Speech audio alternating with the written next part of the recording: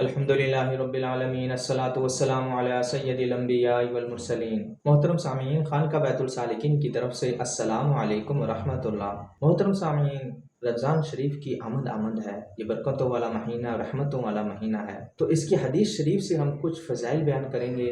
اللہ تعالیٰ نے رمضان شریف کے مہینہ میں روزہ رکھنے کو فرض قرار دیا ہے۔ قرآن مجید اللہ تعالیٰ نے اس مہینے میں نازل کیا ہے۔ اس مہینے میں لیلۃ القدر ہے، جس میں عبادت 1000 مہینے کی عبادت سے بہتر ہے۔ اس مہینے میں روزہ رکھنا اور رات کا قیام کرنا گناہوں سے مغفرت کا سبب ہے۔ رمضان شریف میں جنت کے دروازے کھول دیے جاتے ہیں اور جہنم کے دروازے بند کر دیے جاتے ہیں۔ اللہ تعالیٰ رمضان المبارک میں ہر رات بہت سے لوگوں کو جہنم سے آزاد کرتے ہیں۔ اگر انسان کبیرہ گناہوں سے اجتناب کرے تو ایک رمضان سے دوسرے رمضان تک درمیان کا جو عرصہ ہے، اس میں ہونے والے گناہوں کو اللہ تعالیٰ مٹا دیتے ہیں۔ رمضان میں عمرہ کرنا حج کرنے کے برابر ہے۔ آپ صلی اللہ علیہ وسلم نے فرمایا، انسان جب امام کے ساتھ نماز پڑھتا ہے اور اس سے فارغ ہونے تک اس کے ساتھ رہتا ہے تو اس کے لیے پوری رات کا قیام شمار کیا جاتا ہے۔ محترم سامعین، یہ رمضان شریف کے کچھ فضائل میں نے آپ کے سامنے رکھے ہیں۔ اللہ تعالیٰ ہمیں رمضان شریف کی تیاری کرنے کی توفیق عطا فرمائے،